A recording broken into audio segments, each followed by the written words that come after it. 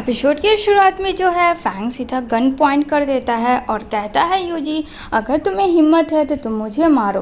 तो यहाँ पे वो एकदम पिस्तौल को बस मारने वाले पॉइंट पे होता है फ्रेंड्स, लेकिन कैसे मार सकता है आप लोग खुद सोचिए, वो मार ही नहीं सकता है। यहाँ पे जो है ग्रैंड मदर अपना हस्बैंड का फ्यूनरल कर रही होती है, प्रेयर, तभी यहाँ पे वो अकेले में होती है जिसके साथ उसके पास कुछ बॉडीगार्ड्स होते हैं अंदर में, तभी अंदर एंट्री यूजी ले लेता है।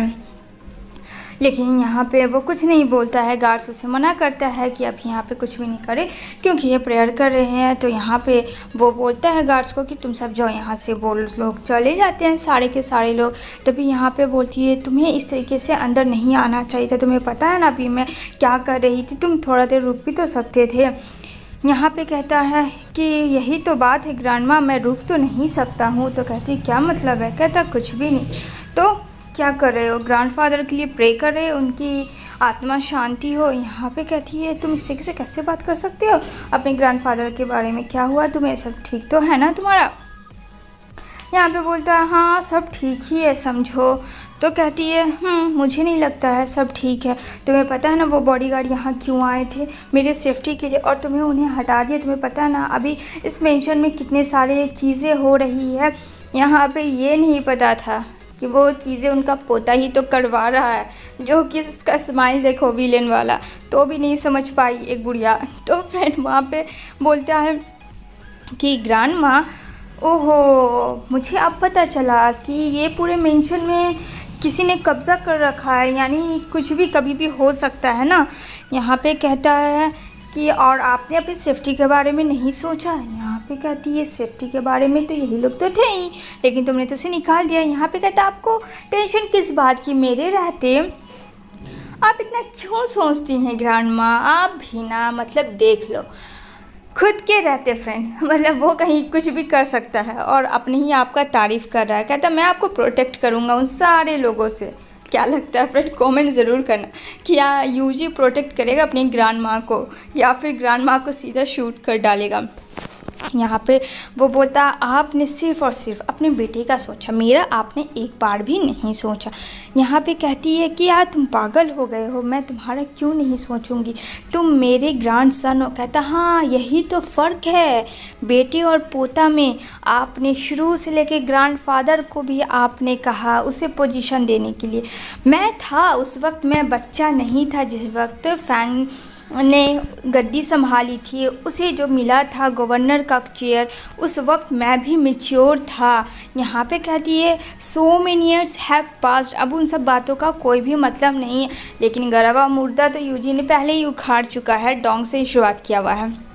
यहाँ पे वही बोलती है कि इन सब से क्या मतलब है, अब इन सब को इग्नोर करो। तो कहता है कि मैं इन सब चीज़ों को इग्नोर नहीं करूँगा क्योंकि ये इग्नोर करने वाली चीज़ बिल्कुल भी नहीं है ग्रैंडमा। आपने मेरे साथ शुरू से बेरहमी आपने की, आपने सिर्फ़ और सिर्फ अपने बेटे का सोचा, उसे आपने इतना अवार्ड सोचा था कि उसे पूरा अवार्ड मिले और वो आपके कदमों में डाल दे, मेरा कुछ भी नहीं था। यहाँ पे कहती है तुम पागल हो गए हो, उस वक्त तुम बच्चे थे, उस वक्त तुम्हारी हेल्थ अच्छी नहीं थी, उस वक्त ग्रैंडफादर को जगह पे किसी न किसी को डालना था और तुम इस लायक के नहीं थे, तुम्हारी तबीयत ख़राब रहती थी और मैं नहीं चाहती थी कि तुम्हें मैं वहाँ डालूँ। और सबसे बड़ी चीज़ कि जान का खतरा कितना था, तुम मेरे एक थे निशानी ग्रैंड सन और मैं उसे ही डाल देती, ना चाहते हुए भी मुझे फैंग को डालना पड़ा। मैं नहीं चाहती थी फैंग जाए, लेकिन फिर भी अपने हस्बैंड के बारे में उसने सुना और यहाँ पे तुम बहुत छोटे थे, तुम कुछ भी नहीं कर सकते थे, तुम्हारी हेल्थ इतनी सीरियस थी। सही बात है, बच्चे में सब बच्चा स्ट्रांग नहीं होता है। अब उसमें एक बेचारी ग्रैंड मदर का क्या है, वो तो बच्चा था, अब उसकी हेल्थ अच्छी जो भी नहीं थी तो भी ज़बरदस्ती मतलब बड़े हो गए हो तो मुझे वो चाहिए, गवर्नर का चेयर चाहिए, देख लो यूजी कभी का। तो यहाँ पे कहता है have you ever asked me what I am, यहाँ पे कभी भी तुमने मुझसे पूछा कि मैं क्या चाहता हूँ। यहाँ पे तुम कहती है ग्रैंडमा तुम्हें तुम्हारा चेयर मिला है जिसको तुम संभालते हो बखूबी तरीके से, लेकिन फिर उसे गवर्नर बनना था, जो ड्रीम उसका था वो गवर्नर था, जो कि बच्चे में किसी ने उससे नहीं पूछा और अब जाके जो है ना वो चिंगारी आग में बदल चुकी है। यहाँ पे ग्रैंड माँ को समझ नहीं आता है। यहाँ पे कहता है अब तो सब लोग डेंजर में जा ही चुके हैं। कहती है क्या कर रहे हो तुम, क्या करने वाले हो? कहता है कुछ नहीं ग्रैंड माँ, बस अब देखो क्या क्या होता है, बहुत हो गई बातें हम लोगों की। और ग्रैंडफादर रहे, उन्हें बहुत शौक था अपने बेटे को अपनी सिंहासन सौंपने की। तो ठीक है, उन्होंने तो सौंप दिया ना, अब उनको काम वहाँ पे तो ख़त्म हो गया, क्योंकि अब तो ग्रैंडफादर हमारे रहे ने। कहती है तुम्हारा बिजनेस है, दिया गया है वो बिजनेस, तुम एक मैन हो, बिजनेस मैन, और इतने नामी गिरामी, अब तुमको क्या चाहिए? कहता नहीं, मुझे वो सब कुछ भी नहीं चाहिए था, लेकिन अफसोस की बात तो ये है आपने मुझे कभी समझा ही नहीं, और ना आपने मेरे बारे में सोचा। और मेरी माँ का तो अकल ही नहीं था उस वक्त। तो ग्रैंडफादर सिर्फ और सिर्फ आपके पीछे पड़े थे, आप जो चाहती वही होता। यहाँ पे कहता है ग्रैंड माँ चलो आज मैं भी अपने दादा से थोड़ा सा प्रे कर लेता हूँ। यहाँ पे बेचारी काफ़ी रोती है और कहती है तुम्हें मैंने इतने इससे पाला पोस के बड़ा क्या क्या इसी दिन के लिए। यहाँ पे कहता है क्या करूँ, मेरी माँ के पास दिमाग नहीं थी, वो ज़िंदगी भर आपकी मेड बन के रही, शायद इसी वजह से उसे अपने बेटे का भी फिक्र नहीं था। यहाँ पे बेचारी काफ़ी रोने लगती है, कहती है तुम मेरे बारे में और ग्रैंडफादर के बारे में ऐसा सोचते हो, मैंने कभी सोचा नहीं था, जो यहाँ से मुझे करने दो प्रेयर। तो कहता नहीं अभी, अब आपके पास टाइम नहीं है, अब थोड़ा मैं कर लेता हूँ, उसके बाद फिर बाद में देखा जाएगा क्या करना है।